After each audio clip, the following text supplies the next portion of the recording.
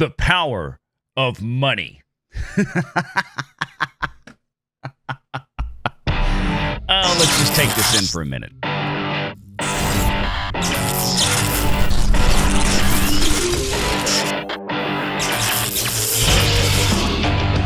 Renegade Online.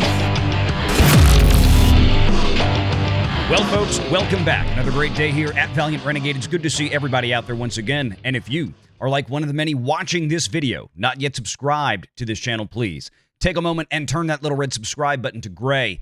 Hit that like button, hit that notification bell, share this sucker out on the social medias, and of course, please do leave a comment before you head out the door today. Make sure to join us every Sunday and Wednesday afternoon at 6 p.m. Eastern right here for the live shows. Let it be known that there is indeed some justice in the world. This reported yesterday evening from Deadline magazine. The Acolyte canceled. No season 2 for Disney Plus's Star Wars series. In an exclusive break from Deadline, the story of The Acolyte will not continue, with Lucasfilm opting not to proceed with the second season of the Star Wars offshoot, starring Amanda Stenberg, sources tell Deadline. Word of the decision comes more than a month after the 8-episode first season of the series from creator, director, executive producer, and showrunner Leslie Headland wrapped its run on Disney+. The news is not entirely surprising.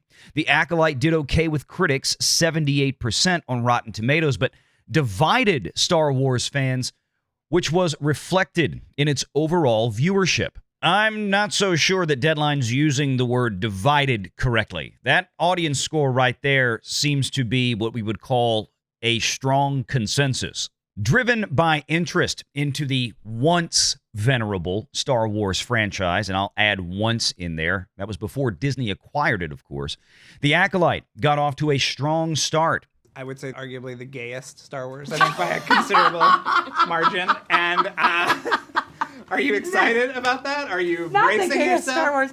Not the It's pretty gay, let's be honest. When it launched on June 4th with 2 episodes, generating 4.8 million views in its first day on the streamer, to rank as the biggest series premiere on Disney Plus this year. Failing to mention, of course, that the only things that had premiered on Disney Plus from a major IP up to that point in 2024 were Echo and X-Men 97, the animated cartoon. I mean, we knew your standards were low, Disney, but holy shit. The tally rose to 11.1 million views globally after 5 days of streaming. Corroborating Disney's data, the series made its debut on the Nielsen Top 10 Originals chart in its premiere week at number 7, with 488 million minutes viewed, climbing to number 6 the following week. The problem, of course, is what happened after weeks 3 and 4, where it completely disappeared from the Nielsen charts altogether, at least until the finale episode, when fans had enough interest in watching this dumpster fire to come back in and see how it all wound up. We were hunted, persecuted, forced into hiding. But you can see here that July 15th to July 21st week, on the overall streaming charts, it doesn't even make the top 10.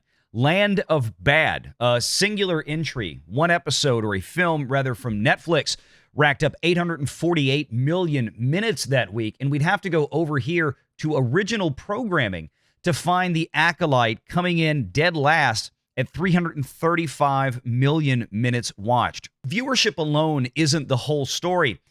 It's the fact that Disney spent what it spent to get that paltry number of views by comparison. And as we've said before, and I'll say again, The Acolyte will go down as one of the most expensive mistakes in television history. We were on the brink of extinction. They say The Acolyte could not sustain the momentum, dropping out of the top 10 in week 3 and staying off before returning after the release of the finale at number 10, believed to be the lowest for a Star Wars Disney Plus series finale. Like fellow global streamers Netflix and Prime Video, Disney Plus has a high viewership threshold for renewing high-end, big-budget series that will cost well above $100 million per season to make. And of course, The Acolyte was reported to come in close to $200 million, for those of you out there that may not know. And that, of course, would not also include another tens of millions, if not another $100 million in global marketing that they would have spent to entice viewers to watch this show. Things like paid advertisements, or how about paid Twitter bots? And speaking of those Twitter bots, let's check in with some of them now, which are having absolute meltdowns. Our friend Master of the TDS, who's been chronicling Disney's heavy use of botted algorithms out there in the Twitterverse, you can see here, apparently it's real Star Wars Theory's fault that The Acolyte got canceled. You know, him and everybody else who couldn't stand the show. And we'll talk more about why, because it's important to understand beyond this why the show is getting canceled. But here's one that says F Disney, F Lucasfilm, F Dave Filoni, F Jon Favreau, F Kathleen Kennedy, F Star Wars Theory, F Incels, F Grogu, F all of you, because you got The Acolyte canceled. Your terms are acceptable. Or how about this one? I hate this. Leslie Headland, the first woman to create a Star Wars series, tapped into something fresh and exciting in the fandom with season 1. And while I had my notes, she absolutely deserved a second season to let those ideas cook. We all lose with this. What exactly was fresh and exciting besides the diversity, representation, and inclusion that the show was entirely marketed around? As far as the story goes, that's what lost people. It was so unbelievably poorly written that it's going to be used in future Hollywood screenwriting classes to show exactly how not to do a TV show. And here's some more. I'm really tired of sharing the franchise that I love with toxic, misogynistic, immature racists and constantly seeing them be catered to, even though the rest of us have been here all along, wanting new and fresh stories that connect deeply with all of us. I'm sorry, I have to respectfully disagree. You see, if The Acolyte actually connected with you on a deep emotional level, as poorly as it was written, then you may have all of the emotional depth of a puddle in the Arizona desert. And let's, of course, not miss the death threats that were sent to Star Wars at large by the non-toxic fans out there. Let's see. I'm so sick of Star Wars fans. You all will die and go to hell. Or how about The Acolyte canceled because of racist effing misogynistic jerks? I'm going to kill all the men on this effing planet, says this user on X. How about F you, Disney Plus, for canceling The Acolyte? You let the racist and sexist dude bros win and let a beautiful, inclusive show die. F y'all for real. And how about this winner on social media saying, at Star Wars, fun fact, I'll kill you if you don't retract the news about The Acolyte. You gave it one effing month. Hashtag renew The Acolyte. These are the types of people that we're dealing with that, well, Disney Lucasfilm, Kathleen Kennedy, and Leslie Headland, who is, by the way, a queer person, if you didn't know, because she loves to talk about that in all of her interviews. But these are the people that they were catering to out there. And by the way, Mary/Renew the Acolyte out there, there's no reason for you to threaten to kill Star Wars. Kathleen Kennedy and the Walt Disney Company did that years ago. But back to the article from Deadline. In interviews, Leslie Headland, that would be Harvey Weinstein's former personal assistant, has revealed that she pitched her ideas for a second season and has shared her hopes for a renewal. Sorry about that, Leslie. Lucasfilm's first and most successful to date Disney Plus series, The Mandalorian, is carrying on, crossing over to features with the upcoming Mandalorian and Grogu movie. The company's series that preceded The Acolyte, Ahsoka, has been renewed for a second season. The Acolyte is a mystery thriller that will take viewers into the galaxy of a shadowy secrets and emerging dark side powers. Yeah, it did absolutely none of that. It was the most boring and predictable show, at least insofar as how bad it was going to be, because character motivations, major character motivations, would quite literally change from one scene to the next, and it happened episode after episode. We still never got answers to things like why these Jedi felt so guilty about what happening when the story itself clearly showed their actions in the finale were justified. We still don't know why Master Torben just decided after 10 or 15 years to just off himself with a vial of poison. Too bad we won't get a season 2 to find out why, but I have a feeling that Leslie Headland's ideas for season 2 were more about trying to fix the absolute dumpster fire that she produced in season 1 than but who would have watched it? Well, maybe those of us on YouTube. I mean, there's some schadenfreude there. But let's talk about the real issue here, and that is the money. This is all about the money, and this is about long-term profitability for Disney Plus, because even though we got wonderful, amazing sequences in The Acolyte like this,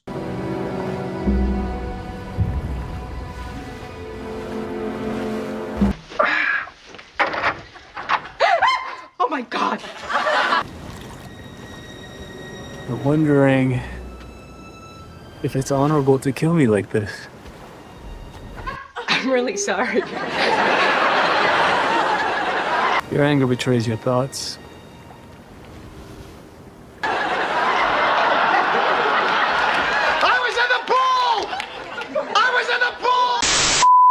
when you spend $200 million on a production and maybe another $50 to $100 million marketing it, that's $300 million that's, well, it's got to show up in the audiences, and it clearly didn't.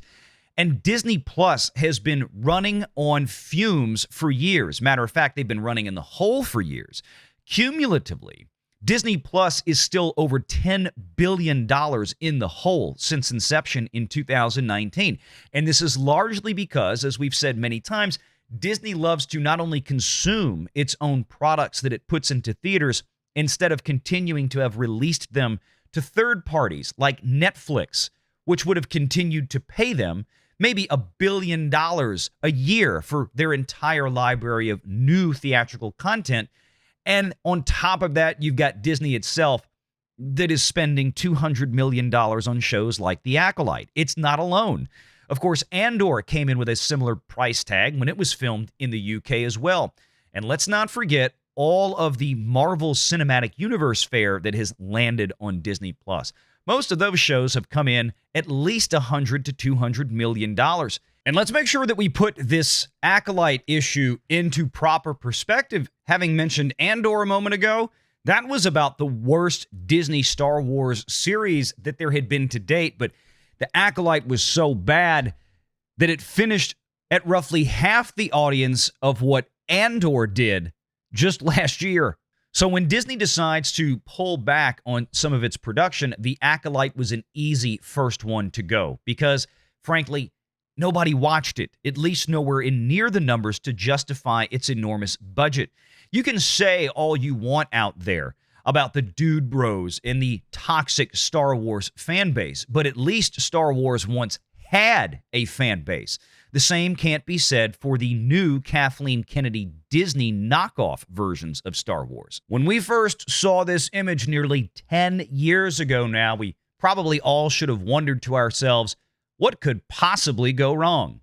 Here we sit in the back half of 2024, and to this point, Disney has absolutely refused to cater to the actual Star Wars audience. Those of us that truly have been here all along, since the very beginning. Those of us that grew up in the 70s and 80s with the original trilogies. Those of us that have cumulatively spent tens of billions of dollars of our hard-earned money on the franchise that we once loved, at least up until Disney got it and decided to change it. They spent $4 billion buying Lucasfilm, largely for Star Wars, and have since then insulted the fans, told us that we're toxic, told us that we're stupid, told us that we're misogynists, and keep throwing badly written lead characters at us that we never asked for and didn't want. All we wanted was actual Star Wars. You had that in your hands, Disney, but the point is, Star Wars is now so far gone that it seems highly unlikely that Disney will ever be able to recover this. And that's why this has become one of the greatest cultural crimes in the history of Hollywood, if not the worst one ever, bar none. But maybe, just maybe, some of us can take solace in the idea that perhaps Disney is slightly coming around when they decide to pull the rug out from under the worst pieces of trash like The Acolyte and spare us from any further insult and nausea. But one thing we now know for certain is that clearly, measurably, and definitively, there are indeed more of us. Make sure you're subscribed to Valliant Renegade and join us every Sunday at 6 p.m. Eastern for the live show.